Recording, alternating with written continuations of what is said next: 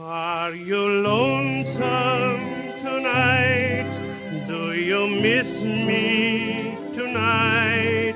Are you sorry we drifted apart?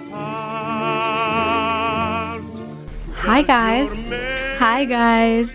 Welcome back to another episode of Significant Lovers. We are your hosts. I'm Kel. And I am Mel, and we are two cousins. From Boston, Massachusetts. That trivia name. Well, a little outside Boston, but... yeah, not actually. Greater we Boston live area. There, though. Yeah. We know the city, but... But now we're separated. I'm in New York. Kelly was in New York, and she's still kind of here in New York, but she's also back to New England in New Hampshire. Yep. / New York. Just kidding. I still live there, kind of. Yeah, well, when she's here, she's living. Yeah. What do you call that? True. Living here. I know. Yeah, today is a huge episode in my opinion. I am so excited for this. So, Mel, you have no reason to be nervous. Mel is in charge today, but this is the one and only Meg Ryan.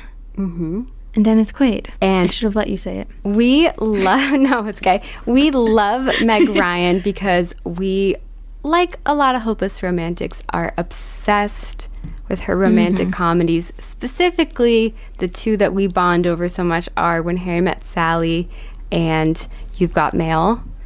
But yes, we also...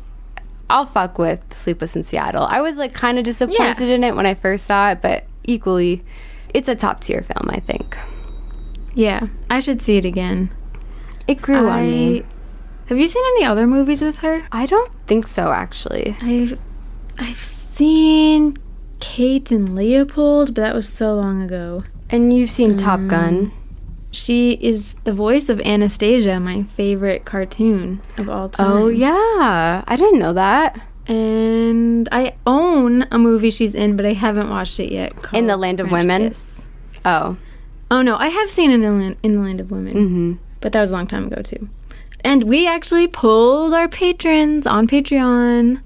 What is your favorite Meg Ryan movie of When Harry Met Sally, You've Got Mail, and Sleepless in Seattle?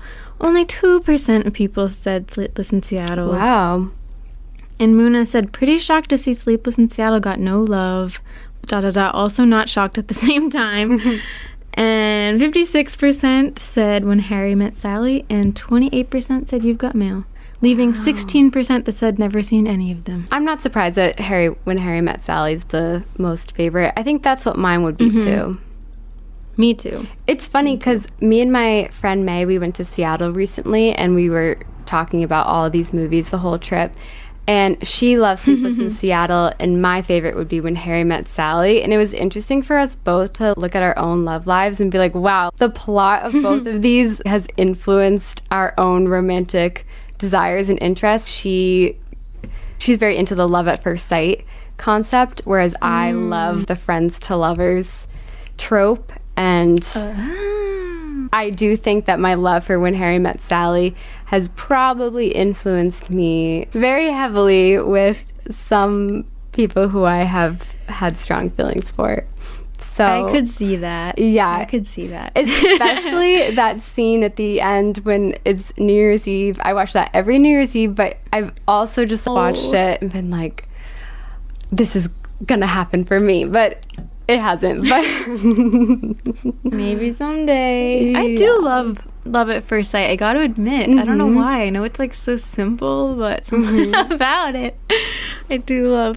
So, what is Meg Ryan's dating life in real life? Is it anything like these movies? I'll let you decide, but I don't think so.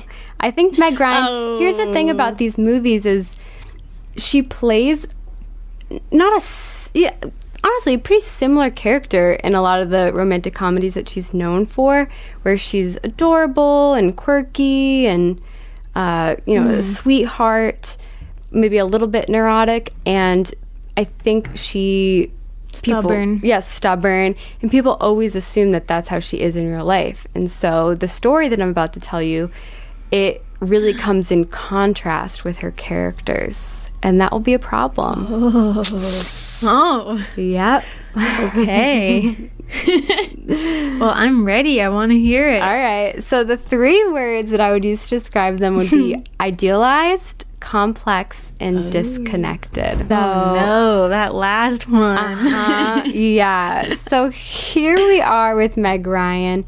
She was born Margaret Mary Emily Ann Hira. Can you believe that? Like, whoa, how many names was that? 1, 2, 3, 4, 5. 5 names. I don't know why.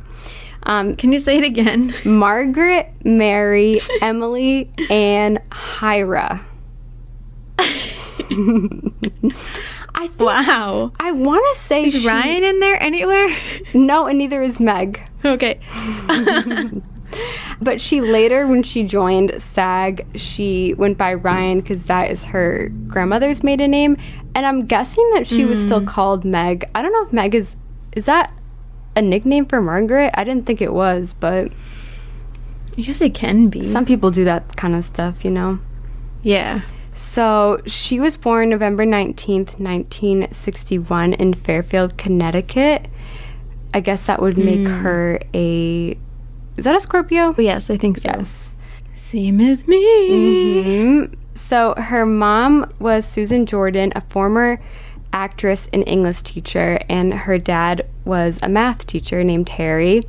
And she has 2 sisters and a brother. And her family was pretty devout Catholic while she was growing up. And even though she's still spiritual, she wasn't super Catholic herself. And then at age 15, her mom actually left her father and moved to Manhattan to pursue her dreams of becoming an actress, which was very hard on Meg. Wow. This is going to be a big, point of tension throughout her life and her story and even her marriage with Dennis Quaid. And I think this had a huge impact on her, obviously. And she was really popular in school, but I think it was really hard for her to not have her mom there in high school. Yeah. Especially, she was the homecoming queen. She was a cheerleader. Her mom, really missed out on those experiences. My gosh. Mm-hmm. And that's crazy that then she went to pursue acting. I feel like I would always have kind of a weird feeling about that. Yeah, well, so I think she still saw her mom. So she went to NYU for college. So she's in New York with her mom. Okay. And she studied journalism, but her mom at this time was working as a casting agent. And so I think she was getting Meg set up on commercials and doing small gigs for just extra money on the side. And later Meg would say that she felt kind of cornered into acting by her mom. I don't know how true that is. She was an adult at this time, but she has said that she never intended to be an actress. Really? Mm-hmm. That's funny that she's studying journalism, because isn't that what Sally is in When Harry Met Sally? Oh, yeah, that's so true. She actually said that, so this is already making her seem far less romantic than her character. She said that she wanted to study journalism because she liked the idea of writing from an objective place and not having any emotion in storytelling. Yeah, that is different. Mm-hmm. Also, anyone that hasn't seen When Harry Met Sally, obviously our whole show, all the episodes are modeled after, the title is modeled after it. Just had to mention that. Yeah. Anyway. And so she then landed a couple small roles. She was in a soap opera, but her first real role, I guess, would be in 1986. She played Nick Bradshaw's wife, Carol, in Top Gun. And then in 1987, she had a supporting role in the drama Promised Land, which landed her an Independent Spirit Award. So she's, taking off a little bit. And I would describe her, well, actually, people have described her in these terms as deep. And I have a quote from Dennis, where he said, "Meg has a lot of depth and range in her profession as well as a person. She's a deep thinker in that she questions every motive and action. She's also very into meditation and she reads a lot. She's very spiritual. She seems like she's very into faith. She's charming." Billy Crystal said, "Meg is everybody you ever wanted to go out with in high school who said no to you." She's really loyal. Not to keep name dropping, but Rosie O'Donnell said, "As a best friend, you feel that you could be intimate with her and she wouldn't betray you." And then I'll name drop one more time and say that she's passionate. Tom Hanks said... Wait, who said this? Tom Hanks. He said she does have a definite way of just sitting around and curling up in the chair when you're talking about stuff. She absorbs a lot. She asks questions. But she doesn't do that thing that almost everybody does. They ask you the question because they want to answer it. Sounds like a nice friend. I know, she does. She seems like someone who's really present in the moment. And despite being known for her romantic comedies, she's openly admitted that she's not actually a romantic person herself, and instead identifies as being more pragmatic and sensible. Wow. I would also say that she's pretty down to earth. It seems like she said so many times that she doesn't even identify as being a celebrity, and that she often forgets that people would even know who she is. That's cool. And I like that. I have a feeling, well, I'll get into Dennis Quaid, but I have a feeling that he might be the opposite. I feel like he's good at being a celebrity, and I feel like to her it's something she doesn't even really think about, if that makes sense. But who is Dennis? Is it weird? Is it weird when we do these episodes to refer to them by their first name, by the way? Is it weird that we call them by their first names? Yeah. Because you know how publications will be like Ryan or Quaid, but I feel like this is that's casual. Journalism. Yeah, okay. Journalism has to follow like AP style, and this is not journalism? We do research, but I don't think we obviously are biased too. These are. I think that we're more casual. Yeah. These are just our friends. Mr. Dennis. That would be funny if we did become really formal like that. I know. Mr. Dennis Quaid himself. So he was born April 9th, Kristen Stewart's birthday. 1954 in Houston, Texas. That would make him guys, don't hate me, I don't know these off the top of my head, an Aries, right? I'm not sure. It is an Aries, I think. So he grew up in Houston, Texas, and guess what? He did not move around. He did not move around at all. He had a very normal childhood. He grew up in the suburb of Bel Air his entire life. Refreshing. I know. I wouldn't have expected it for him. His mom, Juanita, was a real estate agent, and his dad, William, was an electrician, and he also has an older brother, Randy, and I think maybe a sister, too. I'm not sure. But, so, his brother, Randy, is also a famous actor now. And he has said that his father was an alcoholic and that his parents divorced when he was a teenager. And at some point, his father remarried, and he also got a stepbrother and a stepsister who he is very close with, but I don't really know much about.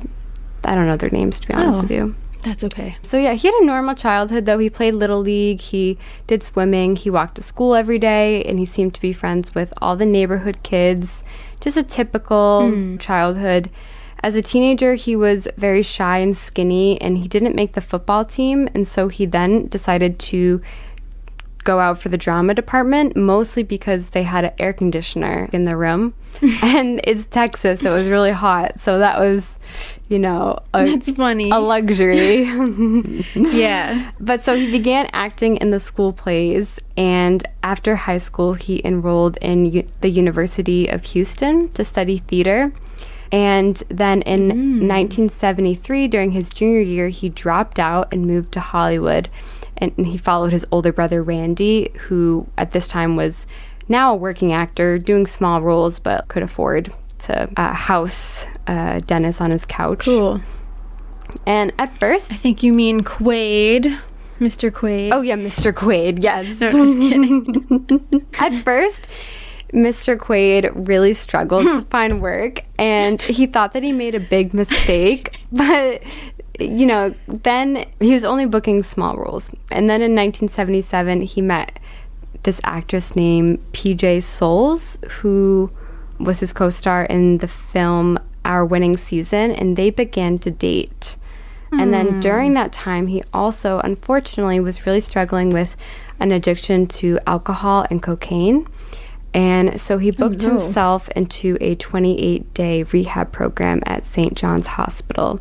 And then after getting out at just age 24, him and PJ got married. And what?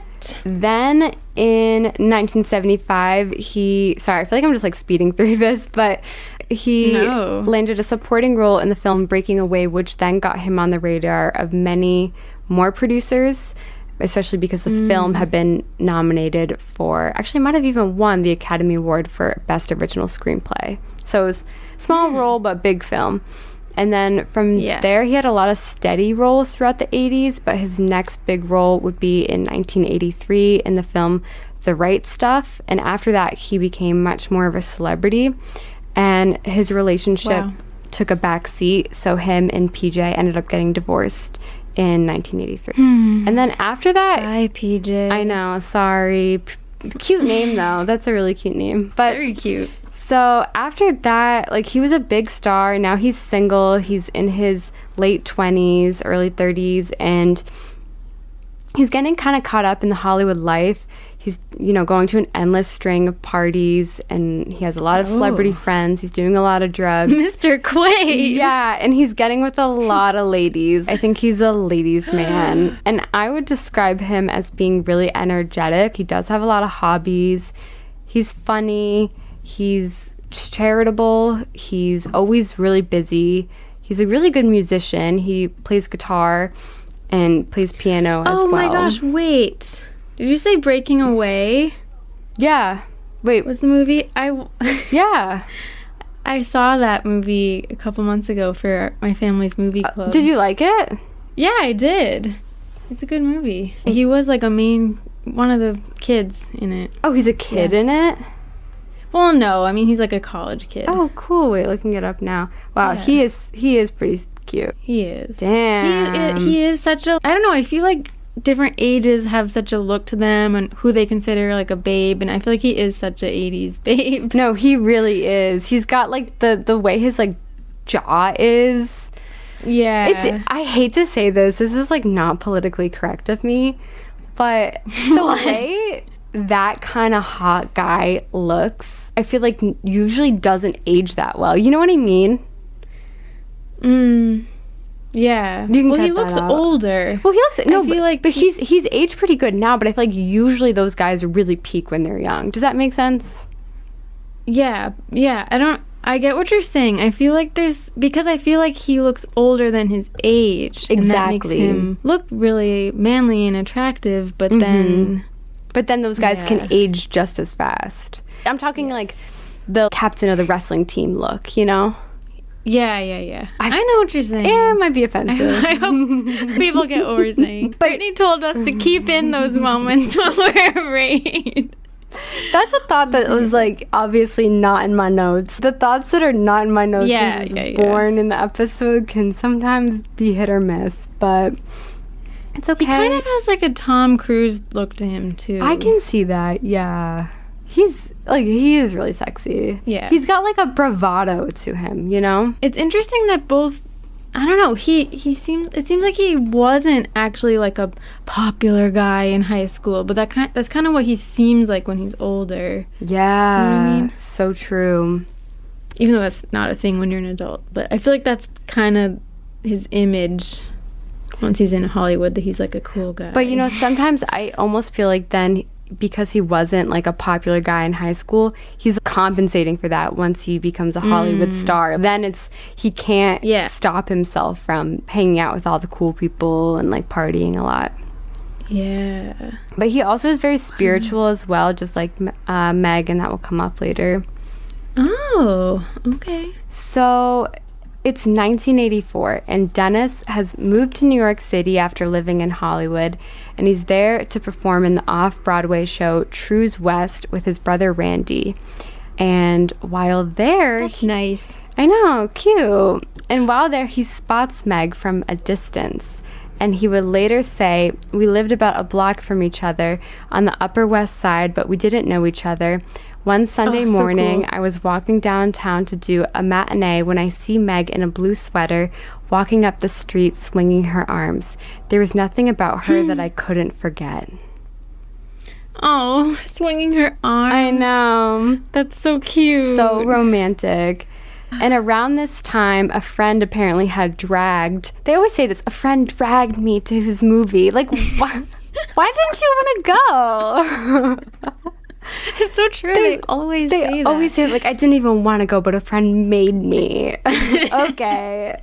I don't know if that's being honest or if it just makes the story more serendipitous. But so she went to see. Like, how often does that happen to you? Someone drags you to something. Yeah, so rarely. Like the movies, nobody makes me see a movie. I know.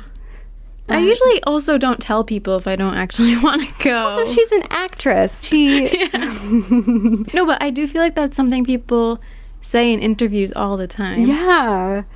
Oh, they dragged me. Whatever. But so they went to see Dennis's film The Right Stuff, and she would later say, I remember thinking that actor was a real guy. So Totally. They didn't meet yet. That's what I was trying to say. Yeah, exactly. He's a man's man. It's 1987. The couple finally meet for the first time while filming the sci-fi film Inner Space.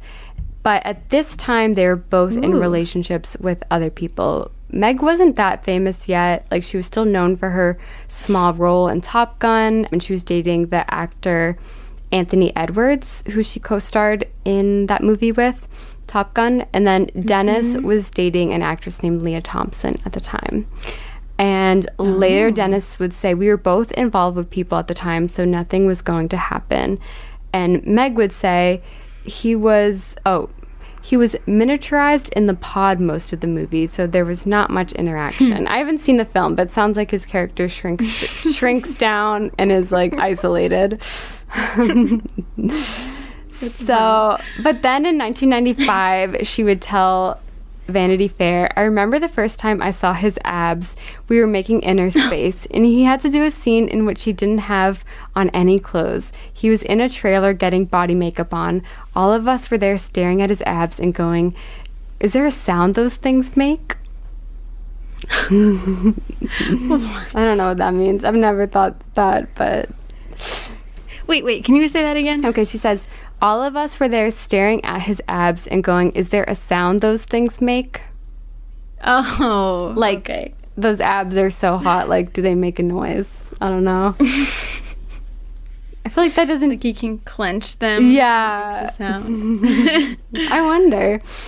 So they're just having a professional relationship, and then it's 1988, and now they're both single, and they're once again co-starring in a film together. This time, they're starring in the thriller DOA, and apparently Dennis was interested in Meg, but she was a little bit more reserved at first, and she later said, he wasn't what I was expecting in life. You know, the wild guy from Texas.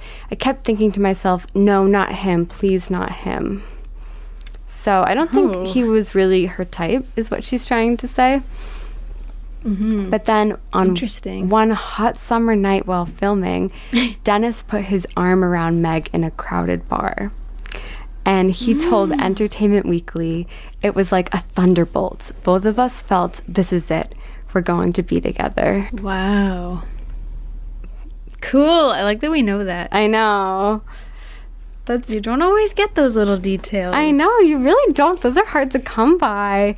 Yeah. So then right after that film wrapped, they took a trip to Bora Bora together and they became official. And initially they were really bonding a lot about both being spiritual seekers and would read passages from their favorite books together about enlightenment, and they did yoga together and meditated. Wow. I did not picture that. I know, me neither. And so that's, I feel like, a very common thing that they both share throughout their relationship. So then after they wrapped that film and went on their trip, that's when Meg then was in When Harry Met Sally, playing Sally Albright. And this is a film this is, of course, a film that would catapult her into A-list status. And she was significantly more famous than him now.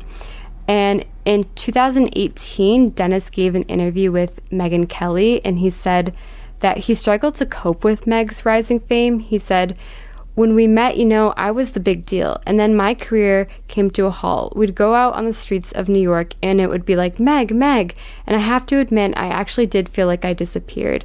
I didn't think I was that small, but I was. It was a growth opportunity. I learned from that. Wow. I wonder, it's so interesting. Like, I wonder how it would feel if you weren't an actor or like you weren't trying to be famous. Would it still bother you, or? I think it would if you met them and they weren't that famous and then they became famous. Like, that's true. I mean, we kind of saw that with Albert Einstein and oh yeah, I think some other people too. Like, suddenly you're competing with the whole world for their attention. Yeah, it would totally change the dynamic. But it totally changes the dynamic, I think, when it's the woman that is more successful than the guy too. Yeah, yes. I know. I mean, it might be a stereotype, generalizing, whatever, but it just seems like throughout history, men are not comfortable with the woman outshining them if they're competitors in a way. If they're especially if they're in the same industry. I mean, I think some men are okay with it, but yeah, I mean, that's a thing, right? That when women win the Oscar, they often get divorced afterward. Yeah. Whereas women, I feel like, are often so willing and happy to support a man. Like, I feel like we've covered this so much on our show already, where the man is a rock star or an actor or something, and he's like doing his thing, cheating on her, whatever, on drugs, and the woman's just standing by him. I know. Well, it's seen. It's unfortunate, but seen as like emasculating for guys. Yeah. In these traditional relationships, because they're like, I should be the one that's providing, and I know, something people gotta get over. But so they had a pretty cute relationship. They seemed really madly in love. They dated for 3 years, and one time Meg hired a plane to fly a banner that read "Happy Birthday, Dennis" over a concert where him and his band, the Electrics, were playing. He was in a band? Yeah, he was. I don't think it was like a crazy famous band, but he played guitar. And then on her birthday in 1998, he hired a marching band to arrive onto the set of her film and play Happy Birthday for her. Those are both so extravagant. I know. I love those airplane banners in the sky at the beach, whatever. I don't know why. I know, me too. Me too. Makes me so excited and happy when I see one. Even if it's just an ad for like Dunkin' Donuts. I know, but honestly, it works on me. I love that they're doing this traditional form of advertising. And it's exciting. It's like entertainment on the beach.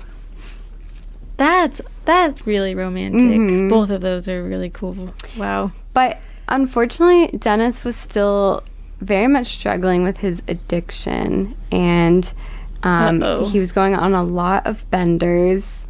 Yeah, that's not in You've Got Mail. No. Or When Harry Met Sally. No, that doesn't even exist in those universes. So he was back to doing cocaine pretty much every day, he said, and he would arrive on set after a bender, and everyone on the crew would know that he was really fucked up, and it began affecting his career. So they got engaged in 1990, and the press was super obsessed with their relationship, and no one really knew that behind closed doors he was very much still struggling. And according to a 2001 Entertainment Weekly article, they apparently got in a very highly publicized argument in an LA club, which I think was about his addiction, but I couldn't actually find, like they say, highly publicized. I couldn't actually find any account from that to hear any more details, but it must have been about his addiction, because then afterwards there were a lot of reports that she had refused to marry him unless he got clean. So he then went to rehab for the second time, and they had to postpone their wedding. Oh, man. I know. Like, they actually had a date set, and they had to postpone it? Yeah. That's tough. And following rehab, she was really supportive, and she would go to support meetings and do therapy with Dennis. But apparently Megan's I mean, I don't think she goes by Megan. Apparently, Meg's mother, Susan Jordan, she had a fallout this year with Meg, which I think would last to this day if she's still alive. Like, I don't think they ever rekindled their relationship. And apparently... Really? Yeah, apparently it had to do with Dennis's drug use, according to Meg's mom. Though Meg, when she's talked about it, has claimed that the problems go back way further and, of course, go back to when the mom left her father back when she was in high school. But apparently Susan, her mom, had publicly talked about Dennis's drug addiction to the tabloids, and so that disobeyed Meg's trust. And her mom also began maybe writing a tell-all book about her, but I don't think it ever was published. Oh my gosh. I know. We saw this. Didn't we see this with somebody? Oh, Jennifer Aniston's mom did this same thing. Yes. Ugh, that's such a betrayal. It is. I think her mom must have been pretty fame hungry, and I bet that's why Meg is often like, I don't even care about being famous, because it's something she kind of resented her mom for. Yeah. She's seen her own mother stoop to such low levels for attention and money. That's upsetting. I know. I always hate to hear about that happening, like someone being estranged from their parent. I know. And her mom Sad. even, like, her mom had breast cancer, and so Meg would be asked about that in interviews, which I think is a little personal, but would be asked, like, would you feel guilty if you didn't rekindle your relationship with her? And she would say, I don't think about that. I mean, but it must have been really hard for her to have to make that decision, be in that position where she had to actually cut out her mom, you know? It's crazy that that's such an intimate, such a personal question. I know. It's crazy a stranger would ask you that. I know. I feel like they don't really go there anymore. I know, because social media would shame them. I know, exactly. So then it's 1991, and Dennis has been clean for several months, and on Valentine's Day, he suddenly tells Meg today's the day while they're staying at a Bel Air hotel. And so the concierge tracked down a minister, and they got married in their hotel room. She was 28 and he was 36. Wow. I wouldn't love that, but I think because she's estranged from her family, it's probably easier to get eloped than to have a big party. Wow, I actually didn't know they got married, to be honest. Oh, really? Yeah. Yeah. Wow. She would later tell the New York Post, I was laughing and crying at the same time, and I realized I could have never gotten married in front of a whole group of people. Yeah, some people feel that way. Yeah. Well, whatever. No, I like a wedding, you know. I love a wedding. So. Yeah, me too. I love it. If I was her friend, I would be very upset, but that's okay, Meg. And 3 months later, we got married. Yeah, it only took 3 months. 3 months and 3 months and 11 years or something, 12 years. Oh, I love that. Yeah, no, I feel like that's already so contrary to the romantic comedy character. She doesn't even have a wedding, like a big wedding ceremony. But there is something quite romantic, I think, about people getting eloped. I do think that is really sweet and kind of sexy, too. Yeah, him being like, today's the day. That is on very Valentine's Day. Yeah. And the whole rush of it all, like, that is really sweet. So then it's 1992, not long after, their son and only child together, Jack Henry, was born via an emergency C-section because this baby weighed 10 pounds. So, wow. Pretty big baby. That's big, right? 10 pounds? Yeah, I think so, yeah. I had to think about it, but... Yeah, I would not... Yeah, how much did you weigh, do you know? I was premature. I think I weighed 5 pounds. Oh, so small. I know. What about you? I think I was like 7 something. Okay. So, I think that's normal. Yeah, I would not want something 10 pounds like coming out of me. Just put me under. Wow. So after Jack was born and while Dennis was still recovering, their family spent a lot of time in Montana, where Dennis had purchased a 200-acre ranch, and they practiced. Dennis did a lot of his activities. He did a lot of fly fishing and piloting during that time. So he's He's such a man of his hobbies, you know.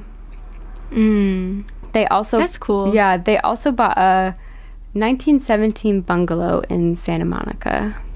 So they're they're in LA, but they also spend a lot of time in Montana. Isn't Jack now an actor? He is. He's pretty successful. He was in the Hunger Games. Yeah. I just had such a weird thought. Like, what if he listened to this podcast? Oh my God, that would be so weird. He's pretty cute, and he looks just like it. He looks like a perfect combination between his parents.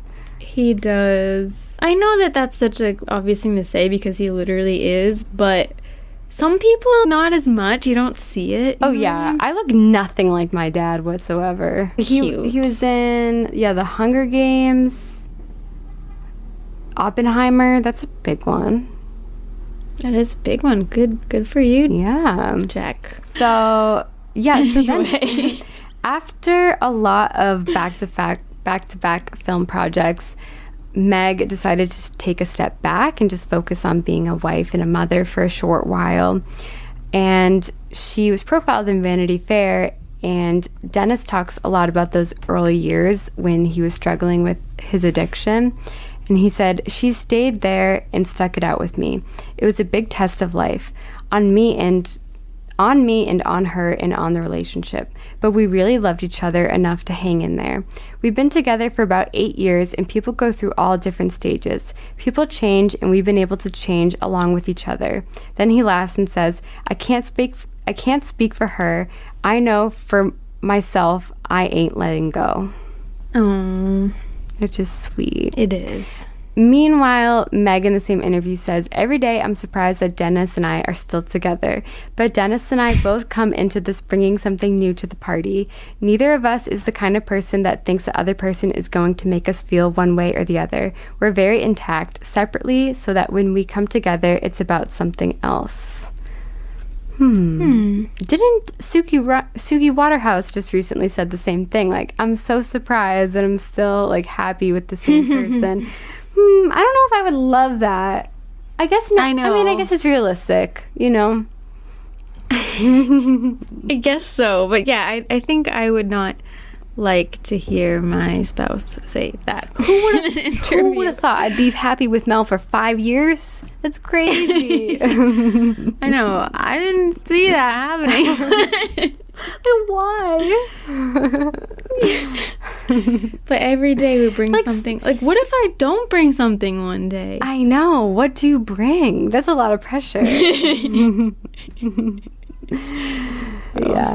Reading too far into it. Yeah, so it's so weird though because oh my gosh, the interviewer asks Meg, this is like how crazy the times have changed, because they're talking about how Dennis used to struggle with addiction, and the interviewer brings up that sometimes drug addiction can lead to problems in the bedroom, and that sometimes last 2 episodes.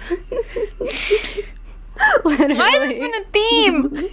I know. Now take a drink every time drug addiction leads to erectile dysfunction. Oh my god. But should I add that to the drinking game? Maybe wait, didn't that also come up with Elvis? Yeah. Oh wait, from Elvis, but then also in the last episode, it wasn't from drug addiction, but it wasn't from drugs. It was like nervousness causing some kind of dysfunction. This actually is, I think, a common problem in relationships, though. So I'm very happy that we can highlight it. But thankfully, I know we're laughing, but it's very normal. It is very normal. Okay. You don't have to be embarrassed. But so the fact, sorry. I'm actually blushing right now. I'm sorry. But so we can be relieved, though, because this wasn't an issue. Meg's laughed and she says that's never been a problem with Dennis.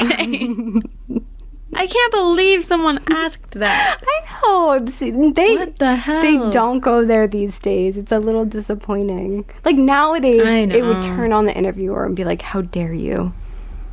I know. But in the same interview, she says that Dennis is more romantic than her, saying, "I don't get my feet swept off the ground very much. I just find that I'm very grounded." I know this is kind of psychoanalyzing, whatever. I don't know her, but I wonder if because of what happened with her parents, she's just been unable to get too excited or to feel... I wouldn't want her to think this, but like fooled or something, you know what I mean? Like, that she thinks she just wants to be realistic. I think... I don't know. Yeah, no, 100%. Like she's on edge. I think she is. I think she's scared, and she seems to have a wall up. But I mean, Dennis's parents also got divorced. He does seem more romantic than her, but I know it's funny how some people react. Everyone reacts differently to things that happen to them. You know, everybody really is different in their own way. Yeah, and we're all the same. Different and the same. But that's the beauty of life, you know? I know. Contradictions everywhere. And I feel like this couple would love to have that conversation because they really were so spiritual. Like, I do think they had a lot of deep conversations with each other. And even in 1996, they took a trip to India together with their son, Jack, as a part of their spiritual journey where they meditated a lot and met with a lot of different gurus. And they even had their own personal guru that they, like, consulted with. Yeah, so they get it. Yeah, yeah. And I think that goes to Meg being so like present in the moment. Like she's very much like like she said, grounded. She's not like I do think romanticism in a little bit of a way requires some sense of anxiety because you are thinking a lot about the past and the future. And if you're a grounded person, you're just in the moment. So you're not like letting yourself be romantic. That's true. That's true.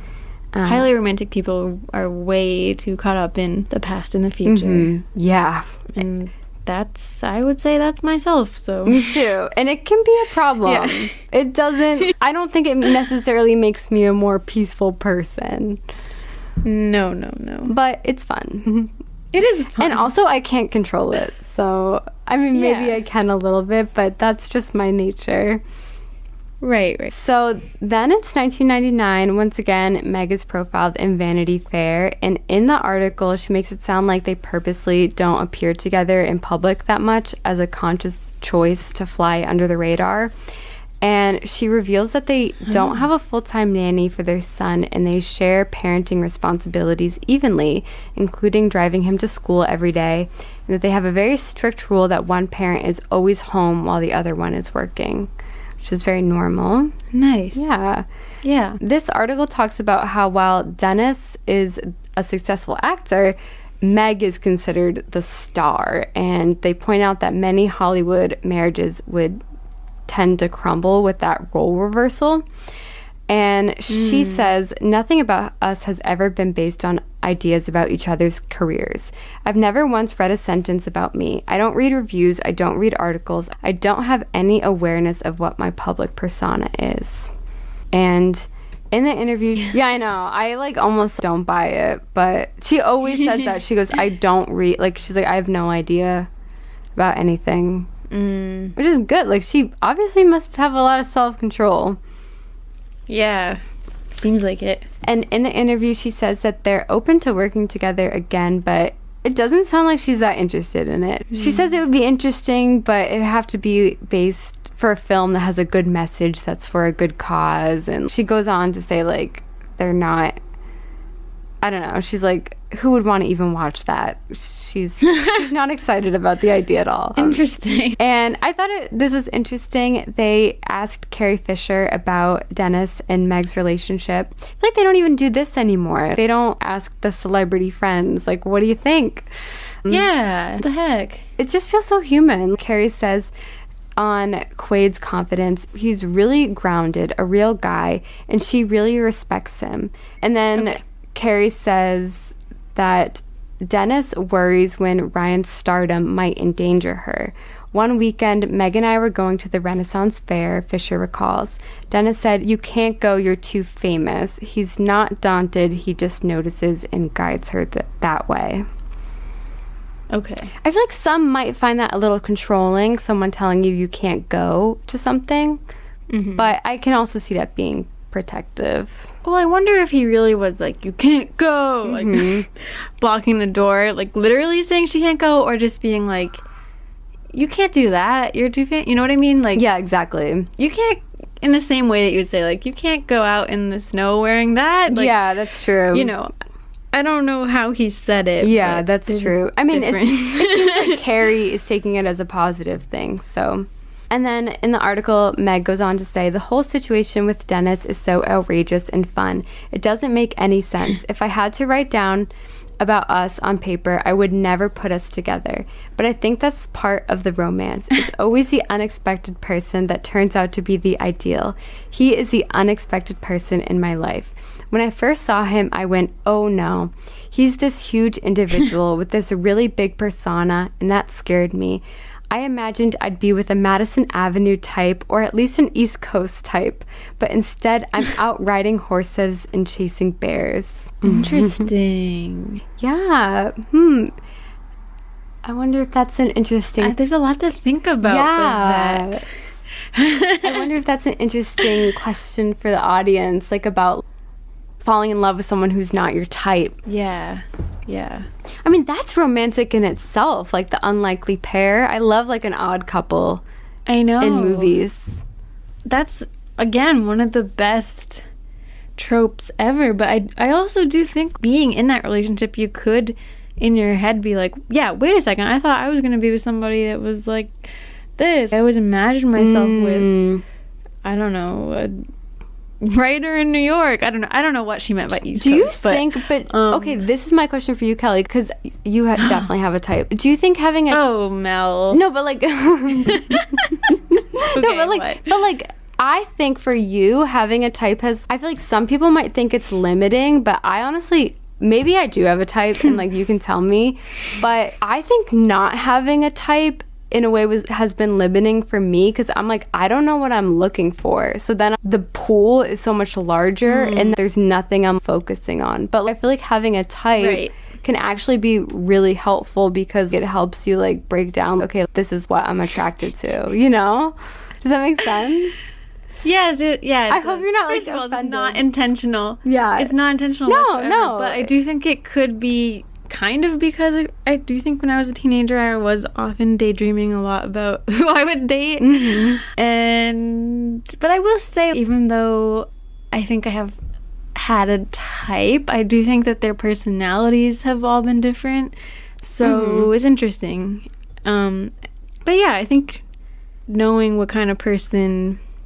I mean, he sounds like he's spiritual. He's into like deep conversations with her. Like, that's a type of person that she's looking for. I mean, I think it's just like, having someone that shares values or is interested in the same things as you is a good place to start. But that doesn't mean they're going to have every single guy or girl you date is going to have the same personality. Yeah, because exactly. They're all, you know, I feel like because they're all into baseball or something. Yeah. I don't know. Every time someone like talks about a type, like it is in a way like in a superficial sense, like you don't really know somebody until you get to know them. But I feel like having a type, I wish I had more of it on the surface level, so that way it would be easier to identify an initial attraction, which can make you more excited, like in the beginning. I think you kind of do. I mean, I haven't met everybody that you've gone out with, but I think you do. But so while they're in LA, like most of the time, they also spend a lot of time on the ranch, and they actually have no staff there. Very down to earth. Meg does most of the cooking and cleaning, and Dennis chops wood and tends to the horses. And the writer of this article, Michael Schneierson, I don't know how to say it. But he says, it isn't the stuff of tabloid scandals, this reading on the ranch and saddling up Jack for his first cattle drive, and she and Quaid just did. And in that sense, Ryan really is her screen persona, apparently as clean living as she seems, unlike some other contenders for the title of America's sweetheart. Okay, that's kind of like shading people, but he says... Who? I know. He says, it's not headline grabbing, but it is, in its way, subtle and complex. as real life is more compelling than film. How do you keep a good marriage going? And how, if you're an actress living that life, do you find films about that to do? I actually don't think it's in this article, but to that question of like how to keep a marriage going in the same year, Meg said in an interview, there's so much mythology about getting together and there's none about staying together, and staying together is what's so hard. Like basically saying that like real life is so different from romantic comedies. Yeah. And then that same year, she was cast in the 2000 thriller Proof of Life alongside Australian actor Russell Crowe. And they would go on to film the movie in Ecuador and London in spring of 2000. Okay. So now it's 2000. And there are tabloids of eyewitness reports seeing Meg Ryan and Russell Crowe reportedly kissing all over London and even snuggling up together at a David Bowie concert. What? Mm-hmm. Jack, I hope you're not listening. I'm sure he knows. He knows. So I know. What is happening? So then on June 29th, Meg and Dennis's publicist releases a statement to People magazine that the couple have decided to separate, which they say is a mutual and amicable decision, though they didn't comment on whether they would divorce. But later, I think like the next day or something, Dennis filed for divorce. Mm-hmm. And then in July, photos come out of Meg and Russell leaving a party together thrown by Tom Hanks, which just validates the rumors that they're a couple and that she left Dennis. Tom Hanks? Mm-hmm. I'm sorry, Tom Cruise. God. Tom Cruise. Oh, her co-star? He's in on this? No, but she is still really good friends with Tom Hanks. I do have a feeling like he's Team Meg, but... Okay, I need to know, did they break up because she's with Russell, or were they already kind of separated? Keep listening. Okay. So, of course, Meg's mom is coming out of the woodwork. Susan. She has to open her mouth and talk to the press. Yeah. So, around this time, she tells the New York Post, I began reading all these falsehoods and lies about me in the press after she met Dennis Quaid. These were lies constructed by my daughter in order to enhance her image and certainly to protect Dennis Quaid.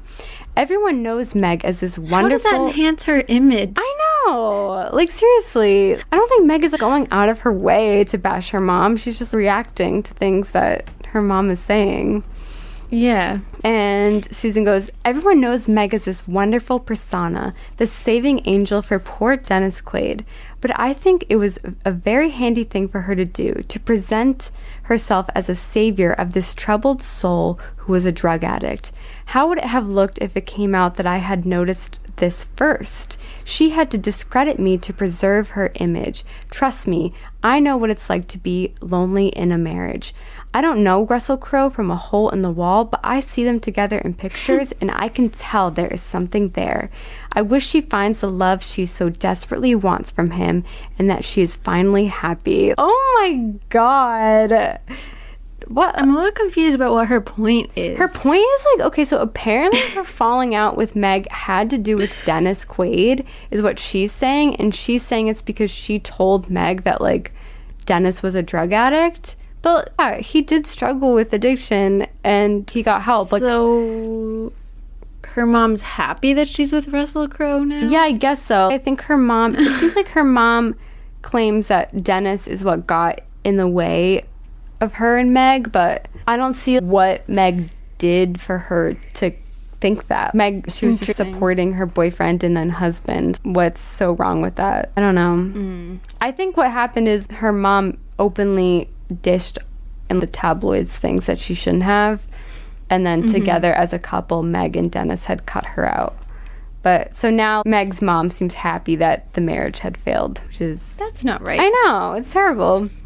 This article where they speak to Meg's mom goes on to mention that Meg is around the same age that her mother was when she walked out on their family, and they try to draw a lot of parallels to make it seem almost like ironic that Meg could be guilty of walking out on her own family. Like, she has a 9-year-old son, and And they also say, like, Dennis is desperately trying to save the marriage. So it's making it seem like she's guilty of the same thing that, like, she resents about her mom, you know? Which I think is not fair. But... I wonder if that's even true. Was he desperate to save the marriage? I don't think so, but we'll see. I think... I don't think he, like, wanted to get divorced, but I don't think he was innocent in this whole situation. Okay. So then it's fall... right before fall, in August, Meg officially also filed for divorce, which I didn't know people both filed. Maybe if they disagree about the terms or something. But so it's over, sadly. It's September, and there are concerns that the alleged affair between Meg and Russell Crowe will hurt her good girl persona. And there's this really telling Entertainment Weekly article, and they say that after a test screening, Warner Brothers actually cut out a sex scene between Meg and Russell because the audience felt that it made her character seem less sympathetic. And then, not to spoil, but the film that her and Russell starred in together would go on to be a box office failure, and the film's director, Taylor Hackford, said it, like the scandal, had an incredibly and very destructive effect on the release of the film in the US because the real life story overpowered the film. Oh man. I think it's kind of not fair. The film maybe wasn't going to be a success anyway. You don't know that. I know. I do.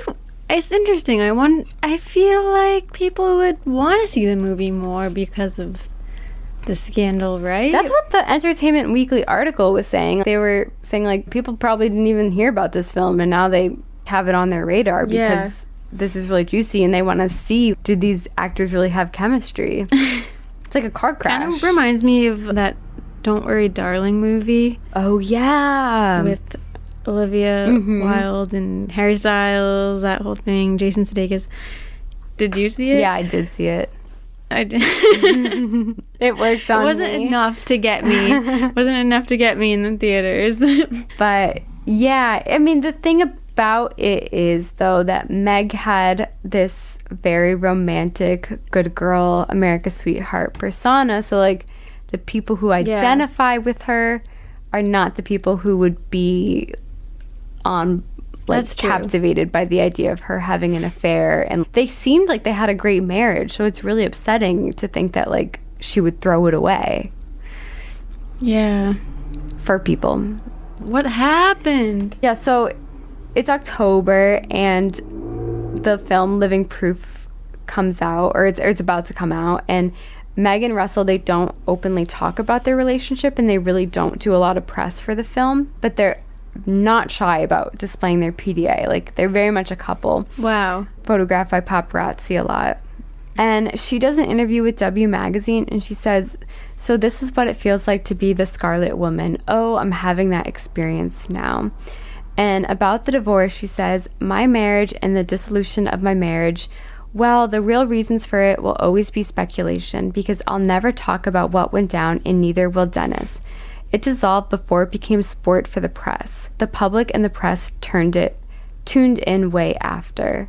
So she's basically saying, like, the marriage was already over, like, before her and Russell were even spotted together or had anything. And about the rumored affair, she said, "The reasons why he and I broke up have nothing to do with another person. My marriage was broken. Nobody else broke it." And the interviewer asks if maybe Dennis had been unfaithful in their marriage, and Meg says, "We both behaved very honorably in our marriage and in our breakup. He never cheated on me. I can't believe they're saying that about him." Oh, wow. And her and Russell's relationship ended up fizzling out in December, so it was a really short-lived relationship. So we should cover that. I know. I do think they went on to stay friends afterwards. Oh, nice. Which is nice. So then it's 2001 in July, and Dennis is interviewed in W Magazine, and he comments on the divorce for the first time. And he says, "When you break up, your whole identity is shattered. That's why it is like death. It is death. Next to losing a child, the breakup of a marriage is the hardest thing to go through." It's kind of refreshing to hear a man say that. It is refreshing. Yeah. But how does he even know what it feels like to lose a child? He doesn't. He hasn't experienced that. I think he's assuming, which I do think, like, so drastically different. Obviously, haven't experienced that, but I think those... I don't think you can say that's even, like, next to it. I think that's... I know. Even, like, some people do... What about losing your spouse? Oh, yeah. Some people do debate this, like, if it is more painful. And I think it's obviously more painful if your spouse passes away. But, like, I have heard people say with a marriage, like, that also comes with a form of rejection. Whereas if your spouse passed away, they still died, like, loving you, or you can still be comforted in that. That's true. And still feel like you're allowed to love them for the rest of your life. But with the breakup of a marriage, like, it can be so devastating because you also have to let go of the love that you have for them in a way, you know? No, I do think it would be excruciating. Mm-hmm. to lose a spouse from... Sad. To have a spouse pass away, though, that takes away any possibility. Like, if you got divorced, true. As devastating as it is, and even if there's literally no hope you're going to get back together, it's never impossible. So you can be comforted with that. Mm-hmm. But so he shares in the interview that he and Meg are friendly and that they share joint custody of their 9-year-old son, Jack. And he says, Meg and I still talk almost every day. Our relationship is good. He said, we were together for 13 years. We have a child together. She knows me like nobody else. Why not? You know, Meg and I are always going to be together. We'll always be connected. That's just the way it is. If anything, we can be fuller people. Maybe we've become more of ourselves. Which is very zen of him. Like, he's really thinking about this and trying to see the positive.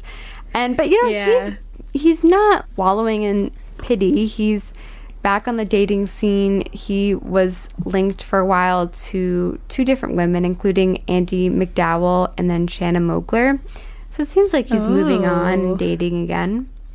And then after the breakup, Meg's acting career definitely pivots away from romantic comedies. She starred in the dark psychosexual thriller In the Cut, in which she plays a frustrated poet and lecturer who becomes involved in a murder investigation and an affair with the officer in charge. And apparently, I think Nicole Kidman was originally supposed to be in it, and then she dropped out, and then Meg, she really wanted to be in it, so she even auditioned for it, which is something she wasn't really doing anymore in her career.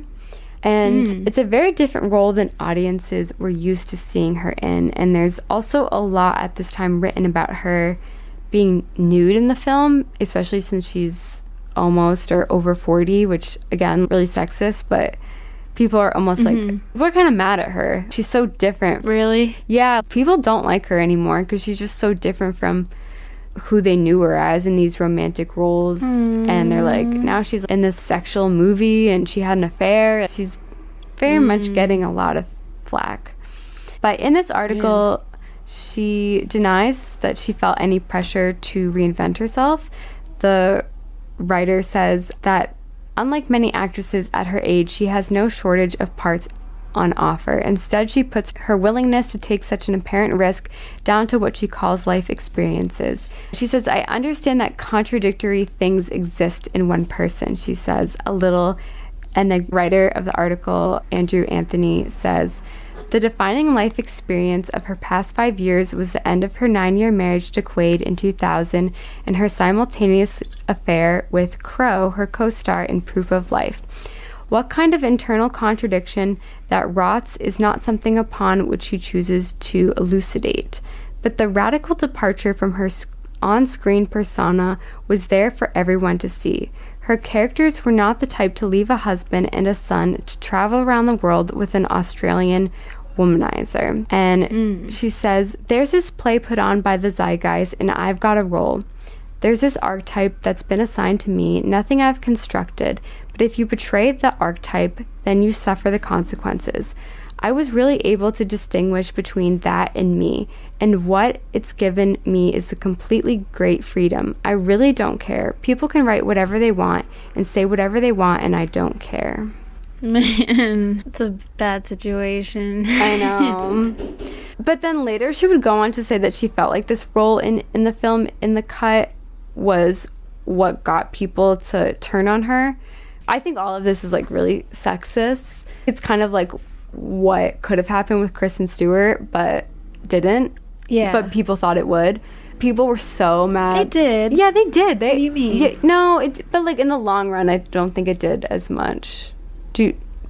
Well, she was still young when that happened. That's so true. She had time to bounce back, but if Meg Ryan was 40 when this is happening... Wait, that's so true. Hollywood kind of says you're already over. That's true. She already had that against her, and then this happens. It's like a nail in the coffin. Yeah. Yeah. But Kristen Stewart was in her early 20s. That's true. So she had a couple of years, but I mean, I feel like there was a good amount of time people hated Kristen Stewart and would call her a homewrecker and all these horrible names, and she was doing a lot of small movies, and it kind of seemed like she was like over. That's true. But then she came back. Yeah. Yeah. Yeah, people are a lot harder on women when they cheat. It's unfortunate. Do you think that that's true or an exaggeration that she left her family and went off around the world with some man? I think she obviously broke a social norm of if you're getting divorced. I do think it is probably better to not be like flaunting a new relationship. But I don't think that she necessarily was cheating on him. But I'll get to that. That does come up, actually. Okay. But yeah, I think whatever she was guilty of is what men do all the time, and they really don't face the repercussions that much. If anything, sometimes with these guys we've covered, it's just expected that they're going to cheat on their wife. And women are so accepting and forgiving of it. I know. So she really was like held to this different standard. And she would later say, though, that she felt like that role was what got people to really hate her. She said, I think the feeling with Hollywood was mutual. I felt done when they felt done, probably. But yeah, and it's interesting because I feel like she purposely, almost as a form of rebellion, took that role to play into what like people thought of her, but it just made people more mad. So then we're in the mid-2000s. Everyone's moving on. It's 2004, and Dennis married his real estate agent, Kimberly Buffington, and they welcomed fraternal twins born via surrogate in 2007. And they would be married for the next several years. They divorced in 2016, and now he's remarried to his fourth wife. Wow. And Meg's career during this time also it really starts to lull, but she starts focusing on other things. She's doing a lot of traveling. And then in 2006, she adopted a baby girl from China. Oh, I didn't know that. Yeah. And as a single mom. And then I have clips from 2006 when she goes on Oprah. So let's talk. When you were dating Russell Crowe, there was you took a lot of heat for that. Yeah. Yeah. Yeah. What was true? What wasn't true? Well, my marriage was I think I have to talk about it in a way that's most respectful to my son. Yeah. It was a very unhealthy marriage, Yeah. and it was pretty much not a happening marriage for a very long time. I probably should have left much earlier, and I was very sad, actually, that it all had to come apart in the way that it seemed to have, that it was never about another man. It was only about what my and Dennis's relationship just couldn't sustain, And I think once the tabloids get a hold of 3 celebrity names, you're just really in trouble. No, your name goes on that board every week, and there it is, baby. Yeah. That's right. Do you think you took a public bullet for something that wasn't really your fault? You do? Yeah. In what way? Well, I think I did, and I think honestly Russell did too, because he wasn't a homewrecker. He took a lot of heat for that, and he had a lot of grace, frankly, about not talking about things that he knew were going on in my marriage, and I'll be very grateful to him for a long time for that. Really? Yeah, and he was around at a divorce is an impossibly hard transition in your life, and he was there for a few months, and I didn't leave my marriage for Russell Crowe. I left my marriage. Because your marriage wasn't working. My marriage was not working. Yeah. Interesting. Yeah. Oh, gosh, I love Oprah. Me too. It really... Meg Ryan, she still looks like her cute self. I know. And that is interesting. Like, do you feel like you took a bullet for something that wasn't your fault? that does require a lot of self-control as a person if you're getting so much hate, to not come out and be like, well, you guys don't understand because we have barely been together or something. Yeah. If that is true, I do think if you still loved your ex-husband, like Dennis, she wouldn't want to go out there and be like, well, actually, like, he has problems. Yeah, exactly. She doesn't want, it's like a tough situation to be in because you don't want to slander someone that you do care about. Yeah, that's true. But then your reputation's being tanked. But, I mean, what you said before, like, even when she was way younger, that she never really cared about being famous, whatever, it's if this is all true, it's pretty nice of her to just take it and let her reputation get ruined. Yeah, it's so interesting because in the same interview, Oprah kind of says this to a lot of the people she interviews that get divorced, but she's like, but you guys looked like such a beautiful couple, like you're on the red carpet, you had this amazing marriage. Was that all real? And then Meg goes, well, we weren't even really showing up to red carpets towards the end together. We weren't even going to things like as a couple. And it just takes me back to that article in 1999, which is like the last full year of their marriage, where the article makes it sound like they don't go to events together on purpose because they want to fly under the radar. Like, they don't want a lot of publicity. Right. But actually, it's because they couldn't stand each other. Like, it's so funny. Yeah. And it's like, maybe even both things were true. Maybe they would always get in bad moods when they did stuff like that. So then they thought, oh, it's better if we just don't. Yeah, let's just stay home. Yeah. Or you can do your own thing. You can always put a positive spin on things, but relationships are so complicated. I know. So speaking of, there's more on that Oprah interview. Okay. Here we go. I think this is really interesting because obviously I do this show, so I talk to women all the time who are in bad relationships. Or I bet there's an estimate, I don't know if anybody's ever done this, of when it starts to go wrong, it really can't be repaired. How long do you stay after it's really over? I think you want it not to be over. Very much. I mean, But I hear people for some people it's like 7 years. It's like, I knew 7 years ago it wasn't I knew 5 years. You knew 5 years? Yeah, easily. Really? And you have children, people have children. There's this whole thing that you need to sustain. There's a lot of, even if your marriage isn't good and even if you need to get out, you still feel guilty somehow, which, maybe that's a female thing. I don't know, but it's crazy how you have to talk yourself into protecting yourself. And so there are times in, I think, every woman's life where she really does need to get out and expand and do all those things, all those things that make her the best version of herself. Okay. Oh my gosh. She knew for 5 years. Oh, that's tough. Wow.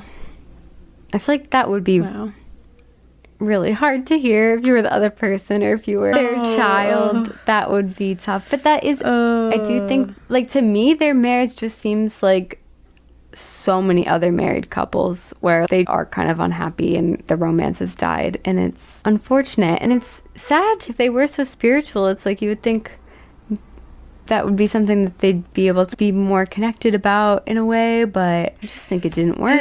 It's scary to talk about. Like, I don't want that to happen to me. I know. It's like at one point they were hiring marching bands and pilots to do these big grand gestures. He was putting his arm around her on a hot summer night at the bar, and one thing led to another. Like, what happens? I know. But I mean, I feel like there's probably so much we don't know. And also, I'm not married, so I'm not a marriage expert.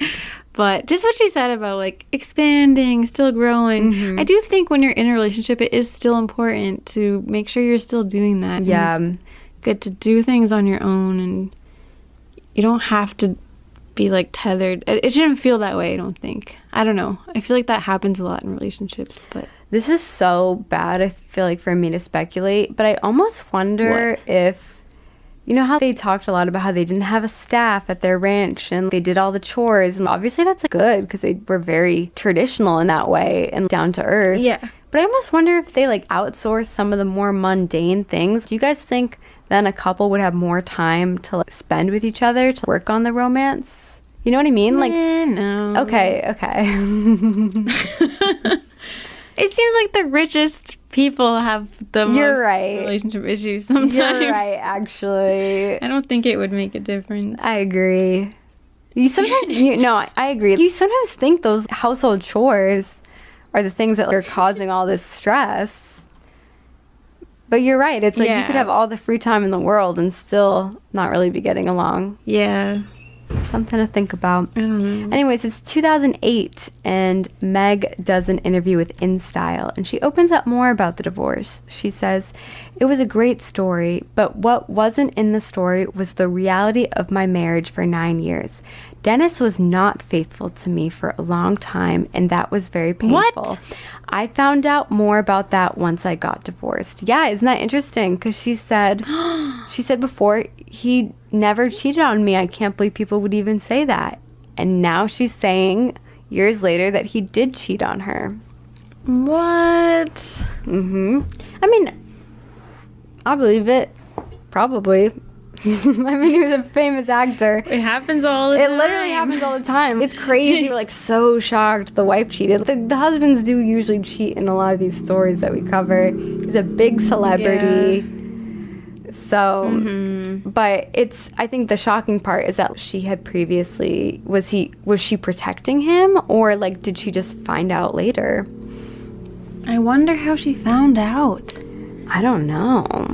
Oh. Wow. So then Dennis is not happy that she said this, though, and he goes to the Daily News and he says, "It was 8 years ago, and I find it unbelievable that Meg continues publicly to rehash and rewrite the story of our relationship. Also, I find it regrettable that our son Jack has to be reminded in a public way of the turmoil and pain that every child feels in a divorce.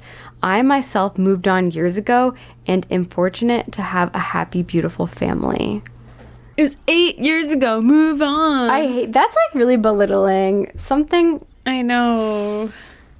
Ugh. Yeah. It's tough because he is using some good weapons here. Like, yeah, you're right. You know, that's upsetting for Jack. But yeah, that is a good weapon. Come on. Like, yeah. Her reputation was tanked because people said she was cheating. And then if it is true that you were too, I think she has the right to set the record straight. 100%. Like, how dare you let her take the fall for this? Yeah, what? If you were cheating on her. Ugh. I thought you were going to be different, Dennis. I know.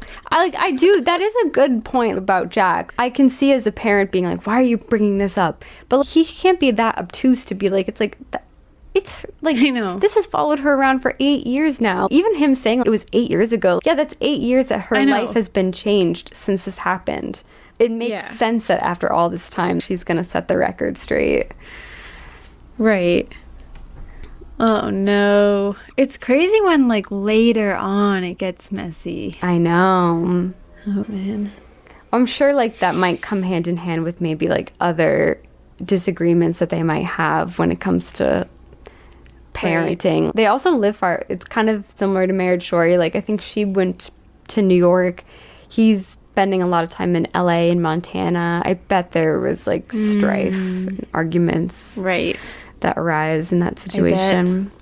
She goes on to say in this article that Russell Crowe, as she said in the Oprah interview, wasn't the reason for the divorce. And she said, "I think he took a big hit, but Russell didn't break up the marriage. He was definitely there at the end, but it wasn't his fault. I was a mess. I hurt him too at the end. I couldn't be in another long relationship. It wasn't the time for that, so I got out." So maybe we can cover them someday. But she goes on to say in the interview, "I am not a victim. My time as a Scarlet woman was really interesting. As painful as it was also incredibly liberating. I didn't have to care about what people thought, and it was also always really so curious to me. It's an old-fashioned idea, so anachronistic. I understood it was a compliment about being lovable and it felt nice, you know, but it also felt after a time like ideas were being projected onto me that had nothing to do with me. The girl next door to what? Interesting. I know. It almost seems like she did feel like trapped in a way by her persona and like being lovable. And I think there's a part of her that did kind of enjoy breaking out of that. Yeah. Wow. Then in 2011, she started dating musician John Mellencamp, and they were off and on for a while. And she later got engaged to him, but they broke up in 2019. Why do I feel like I've heard of him? Yeah, I do too. Mellencamp. He does the song Jack and Diane. Yeah, that's him. It's from the 80s. Oh, I guess you're he right. was like an 80s guy. Yeah, you're right. Okay. Yeah. Okay. We know him. Okay, yeah, we know him. Yeah, Jack and Diane. So, yeah, then in 2015, Meg made her directorial debut with the drama film Ithaca, in which she also stars opposite, once again, Tom Hanks. I think they must be super close.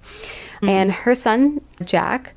And Jack, so it's a coming-of-age drama about a teenage boy, played by Jack, and his newlywed widowed mother, played by Meg. And it's based on the book of the same name. And in an interview, Meg said that she first read the book during her divorce from Dennis, and that she really connected with the story because she was very concerned about her own divorce and how that would affect Jack. And she said that she related to the book because the grown-ups in the community didn't necessarily have all the answers, but they were always there for the transitions this young man had to make. And I think she was very concerned as a mother. Like, she knew from her own parents' experience that divorce really affects a child, and was really worried about that with Jack. That's interesting. And then Jack, yeah, he's now a famous actor. In 2016, he went on a podcast at 23 years old, and he says it's one of those weird ages for your parents to get divorced. So this was looking back on when he was 9 or 8 years old. He said, you're old enough to know what's going on, but young enough to be kind of naive about it. It's a whole deal. It's hard to ignore when you're at a grocery store and you're checking out and you look at magazines and there's a photo of them with a little paper rip graphic between them. It's a hard deal. Wow. I know. That's sad. That's crazy. To like actually have to see that. Oh. Your two parents, like your mom and your dad. I feel like I can't even imagine. I cannot imagine. I know. I can't even put myself in his shoes. That's crazy. Because I feel like it's already such a big deal if you're a kid, and then to like see reminders of it, I wonder if it almost like makes you like desensitized to it or something.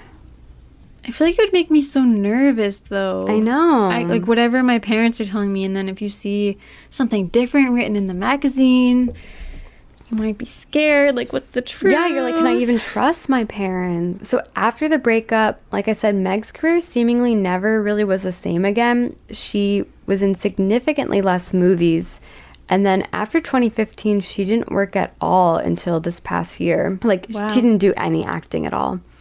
And in October of this year, 2023, she said, I took a giant break because I felt like there were just so many other parts of my experience as a human being I wanted to develop.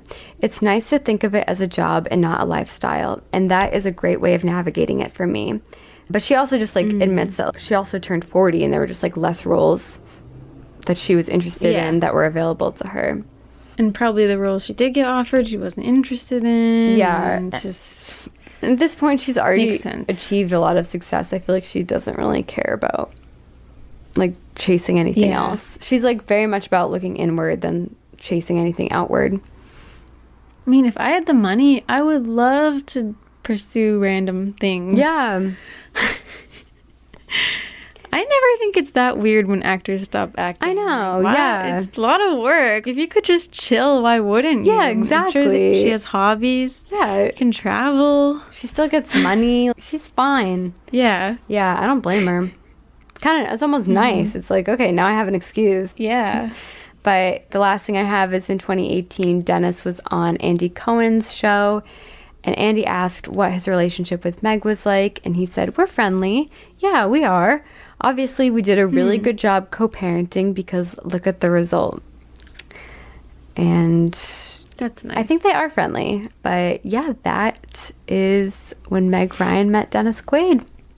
Wow. I feel like this could be a movie. I mean, it's Yeah. a lot more. I don't know. I mean, it's not going to have that happy, they end up together ending, but it's nice that it seems like now they're okay with each other. Happy, but. It doesn't seem like they're like friends or anything, but I think they're fine with each other. Yeah. Yeah. Isn't she in a romantic comedy that's coming out this year? Yeah, so that's like the first role she's done. I was reading about it. It actually seemed pretty good, but I totally forget the plot now. I know. I kind of want to see it. We should see it. We should. Yeah. But yeah, definitely not, when Harry met Sally in real life. And I guess that's expected. You can't expect her to literally be those characters. I know. Oh. I think she is really cute and like lovable and stuff, but yeah, she's definitely a little bit more guarded, and I don't know. That's crazy. I feel like I kind of, when I was younger, missed the whole thing, those years of her being like a Scarlet Letter. Me too. Woman. That's the thing. I'm guessing people who were older than us at that time, like, they remember it better, but it seems like society has moved on from it now. Yeah, I think so. I never hear people talking about that when she comes up, so. Oh, wow. Well, that was really interesting. I didn't know any of that. So thank you, Mel. Yeah, thanks for listening. I can't wait to see pictures of her and Dennis. Yeah, they had for the week that we promote this. They had such a cute look. Like, I feel like there's this one time when they were on the red carpet and they both wore matching pantsuits. Iconic. Oh, I can't wait to look at pictures of them. Oh my gosh. Well, Mel, do you want to tease our bonus episode that will be on Patreon next week? Yes. Next week, it will be a little bit more recent, and we're going to explore a very short-lived engagement.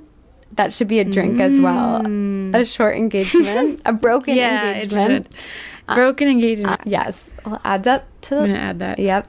And it was, I guess people thought this was an unlikely pairing at the time. They did. An odd couple. Can't wait. And as always, we have bonus episodes every other week. I'm sure you can see them in the feed. You can subscribe just for a little bit and listen to them all. You don't have to stay forever. Of course, we would love it if you stay forever. And we have polls now on our Patreon too. And yeah, if you enjoy this podcast, if you've been listening for a while, we would super appreciate it if you give us a review. Feel weird asking for that, but they say you should. But all in all, thank you, Mel. This was an awesome episode. Thank you, guys, and we'll get back together next week. Get back together next week. Woohoo! Is your heart filled with pain? Shall I come back again? Tell